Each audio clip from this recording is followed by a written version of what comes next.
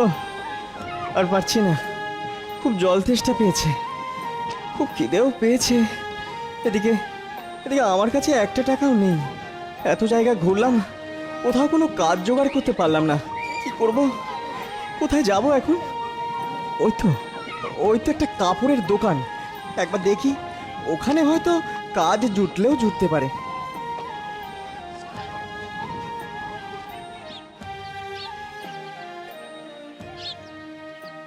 বলুন বলুন, কি দেখাবো? ভালো জামা, ভালো কাপড় আমার কাছে। না না, আমি কিছু কিনতে আসিনি। ও, কিনতে আসনি? তা কিসের জন্য আসা হয়েছে? আমি যে কোনো কাজ করতে পারি, মানে যে কোনো কাজ। আপনি কি আমাকে একটা চাকরি দিতে পারেন? না না না, কোনো কাজ নেই বাবু, ব্যবসা খুব মন্দা চলছে, আয় নেই। আমি কি খাবো? তোমাকেই বা কি দেবো? খুব খুব উপকার হতো। উপকার হতো? উপকার? আমার উপকার কে করে তার ঠিক নেই। না না, ক্ষমা করো ভাই, পারবো না। নাও নাও নাও, দুটো পয়সা দিচ্ছি, খিদে পেলে কিছু খেয়ে নিও, যাও। অনেক ধন্যবাদ আপনাকে, আমি ভিক্ষা চাই না, খেটে খেতে চাই। তাজ্জব ব্যাপার, হাতে কাজ নেই, ব্যাংকে পয়সা নেই, তাতেও ভিক্ষে নেবে না, যত সব। আচ্ছা কোষাধ্যক্ষ মশাই, রাজ্য শুদ্ধ লোক তো আপনার প্রশংসায় পঞ্চমুখ। তা আপনার সাফল্যের রহস্য কি? সৎ, পরিশ্রমী, উদ্যমী মানুষ চেনার উপায় কি বলুন তো? খুবই সামান্য মন্ত্রী মশাই, সততা, পরিশ্রম আর দূরদর্শিতা। যিনি যে কোনো কিছুতে বিচলিত না হয়ে নিজের বুদ্ধি দিয়ে, সততা দিয়ে কাজ করতে পারে, তার জয় হবেই। আর একটু পরিষ্কার করে বলুন, এগুলো খুব ভারী ভারী কথা।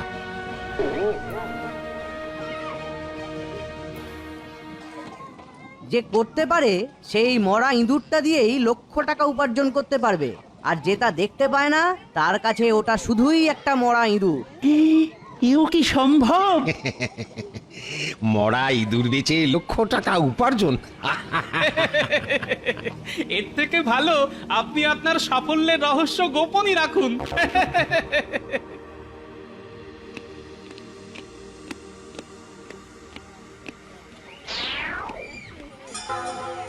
একটা রাজ্যের কোষাধ্যক্ষ ভুল কথা বলতে পারেন কি? দেখি না ভাগ্যে কি আছে।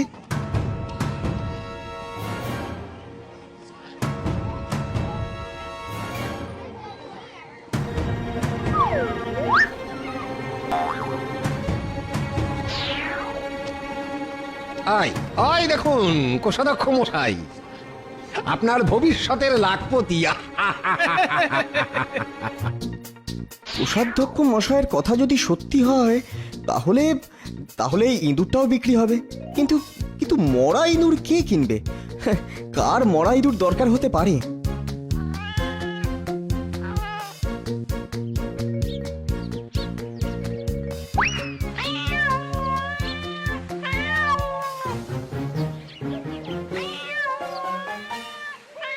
ও, এই ব্যাপার। মশাই, এই ইঁদুরটি কি আমাকে বিক্রি করবেন? আপনি কিনবেন? হ্যাঁ, মনে হচ্ছে আমার ওই বেড়ালের ওই মরা ইঁদুরটাই পছন্দ। ওটার জন্য 1 পয়সা দিতে পারি। তাহলে তাহলে কোষাধ্যক্ষ মশাই যা বলে গেলেন তা তো ফলতে চলেছে। ভগবান ভগবান মুখ তুলে কি চাইবেন এবার? হ্যাঁ, নিশ্চয় বিক্রি করব, এই নিন।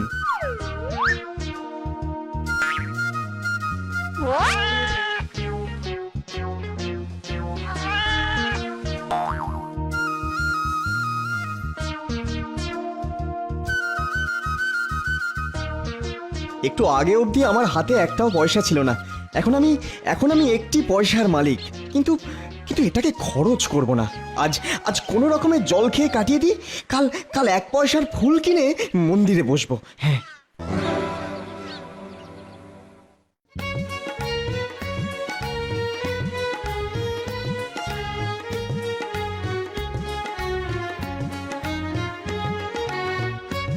ফুলগুলো তাজা তো? আমি তাজা ফুল ছাড়া বেচবো কেন? আমি ঠকাই না।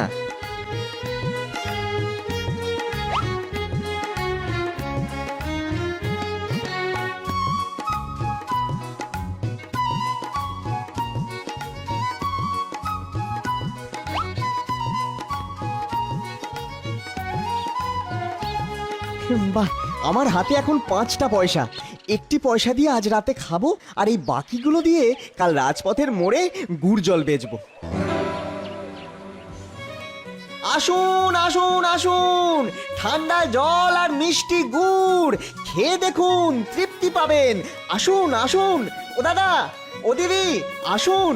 এই প্রবল গরমে জল আর গুড় খেয়ে প্রাণ আর শরীরকে শীতল করুন। আসুন আসুন আসুন, ঠান্ডা জল আর মিষ্টি গুড় খেয়ে দেখুন। দাও দেখি বাবা, ও একটু জল দাও তো। ও বাবা, বড্ড তেষ্টা পেয়েছে গো। ও ও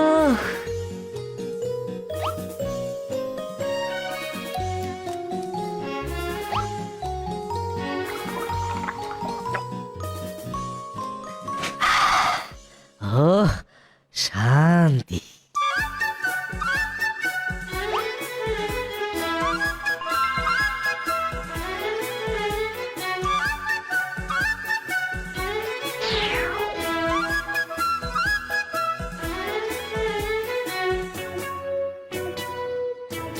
একটা সময় আমার হাতে একটাও পয়সা ছিল না, আর আজ এই মুহূর্তে আমি 100 পয়সা, মানে পুরো 1 টাকার মালিক।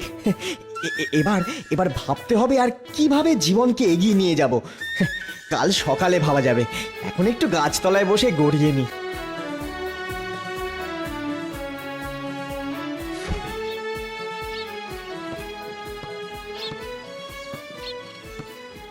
ইস, ওই চাষিদের কি কষ্ট।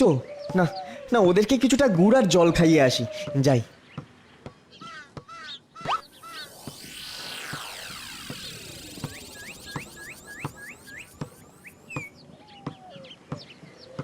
আসুন চাষি ভাইরা, একটু গুড় জল খেয়ে আবার চাষ করুন, এই গরমে ক্লান্তি দূর করুন।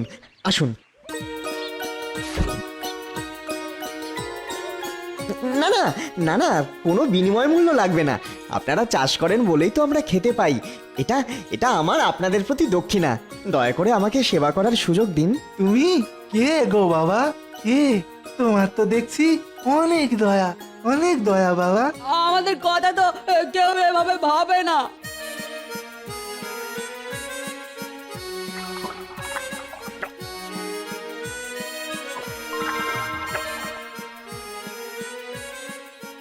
মঙ্গল হোক তোমার বাবা, তোমার মঙ্গল হোক। আমরা তোমার কি উপকারে লাগতে পারি? যখন প্রয়োজন পড়বে আমি সাহায্যের জন্য আপনাদের কাছে আসব। এখন বিদায় দিন।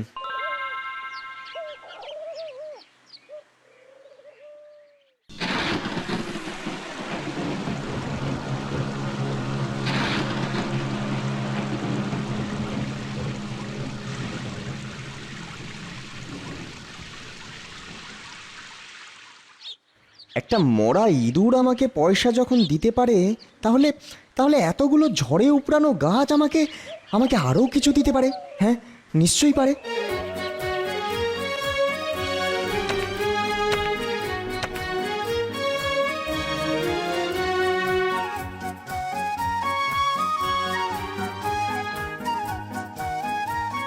যেভাবেই হোক এই বিকেলের মধ্যে এই হাড়িগুলো রাজবাড়িতে পাঠাতে হবে, কিন্তু আরো বেশি আগুন করতে গেলে তো আরো বেশি কাঠ লাগবে। এখন কাঠ কোথায় যে পাই? কুমোর ভাই, আমি তোমার জন্য শুকনো কাঠ এনেছি, লাগবে নাকি? বাবারে, এত কাঠ! ও ভগবান তোমাকে পাঠিয়েছে ভাই, খুব ভালো হলো। সব কাঠ আমায় দাও, আমি তোমাকে 100 টাকা দেবো।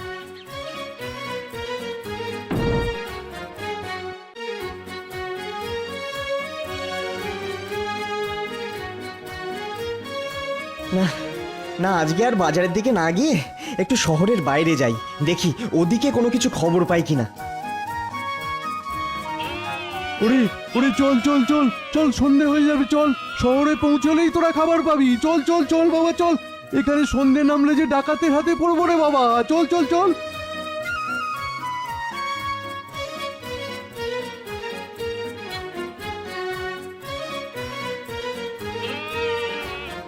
লোকটা মনে হয় ওই পাহাড় থেকে আসছে, কিন্তু কিন্তু ওর সাথে আর কোনো লোক নেই কেন? 10টা গাধা নিয়ে একাই বেরিয়েছে। ওই পাহাড়েই তো শুনেছি সোনার খনি আছে, তাহলে কি ব্যাপারটা দেখতে হচ্ছে। আচ্ছা আচ্ছা, আপনি মনে হচ্ছে খুব সমস্যায় পড়েছেন না? হ্যাঁ ভাই, কি আর বলি, আমার 10টা গাধা আজ 3 দিন অভুক্ত। কোথাও ঘাস বিচালি কিচ্ছু নেই। ভালো ঘাস বিচালির খুব দরকার, তুমি সন্ধান দিতে পারো ভাই? হ্যাঁ, বেশ কিছুটা এগোলেই শহর, ওখানে গেলেই আপনি সব পাবেন। তাহলে তো ভালোই হলো। তুমি যদি আমাকে কিছু ভালো ঘাস এনে দিতে পারো, তাহলে আমি তোমাকে 10টা সোনার মোহর দেবো।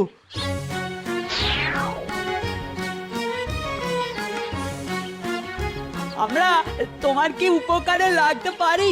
যখন প্রয়োজন পড়বে আমি সাহায্যের জন্য আপনাদের কাছে আসব। আমি তোমাকে 100টা মোহর দেবো।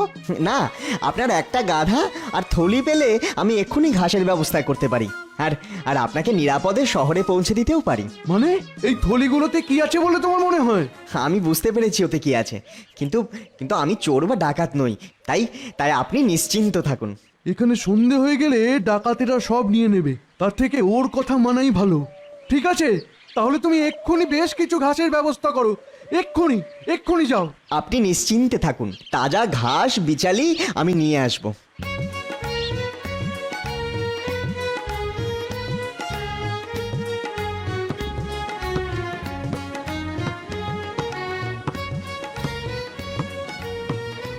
চাষি ভাই, আমার কাছে 100 টাকা আছে, আপনাদের মাঠে পড়ে থাকা এই ঘাস বিচালি আমি কিনতে চাই। জানি যে 100 টাকায় এত ঘাস বিচালি মেলে না। আমাকে কিছুটা ধার দিন না, আমি কিছুদিনের মধ্যে বাকি টাকাটা শোধ করব। এ কি রকম কথা বললে গো তুমি? একদিন তো তুমি তেষ্টার হাত থেকে আমাদের বাঁচিয়েছিলে, আর আজ আমাদের উপকার করবার সুযোগ দেবে না গো? উপকারের বিনিময়ে উপকার নেওয়া ঠিক না মশাই। আমি আপনাদের কাছে ঘাস বিচালি মূল্য দিয়েই কিনবো। ঠিক আছে, তোমার যা ইচ্ছে, তোমার ভালো হোক, এটাই তো আমরা চাই। এই আশীর্বাদটাই আমার প্রয়োজন। তুমি বরং আমাদের গরুগুলো নিয়ে যাও, গরু দুটোর পিঠে ঘাস বিচালি বেঁধে যেখানে যাবে নিয়ে যাও, আবার কাজ হয়ে গেলে ফিরিয়ে দিয়ে যাও। কি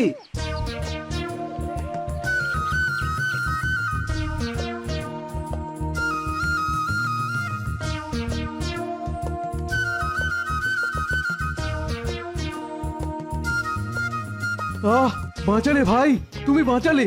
আমার গাধাগুলো তাজা ঘাস বিচালি খেয়ে প্রাণে বাঁচলো। আমার কথা মতো এই গাধা আর তার সোনার বস্তা এখন থেকে তোমার। এই নাও। চলুন চলুন, আপনাকে শহরে পৌঁছে দিই। তাহলে ওই কোষাধ্যক্ষ মশাইয়ের কথাই সত্যি হলো।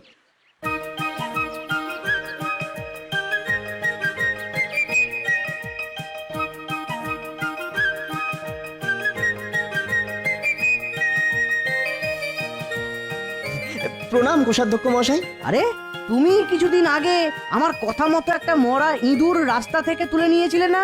হ্যাঁ, আমি সেই যুবক। সেদিন বাজারে আপনার দেখানো মরা ইঁদুর বেচে আজ আমি 2 বস্তা সোনার মালিক।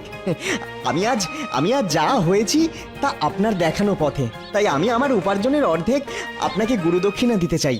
আপনি স্বীকার করুন।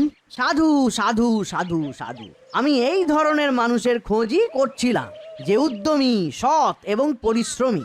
মন্ত্রীমশাই, আমার বয়স হয়েছে, একজন সৎ মানুষের হাতে রাজ্যের রাজকোষের ভার দিয়ে আমি অবসর নিতে চাই। আপনার বিচক্ষণতায় আমি ধন্য। মহারাজকে বলে আমি যুবকের নিয়োগের ব্যবস্থা করব। সেদিন আপনার কথা যারা শুনেছিল তাদের মধ্যে একমাত্র এই যুবকই সে কথা বিশ্বাস করে গিয়েছিল, আর তারই জন্য আমার ভাগ্যের চাকা আমি ঘোরাতে পেরেছি। ভগবান তোমার মঙ্গল করুক, ভগবান তোমার মঙ্গল করুক।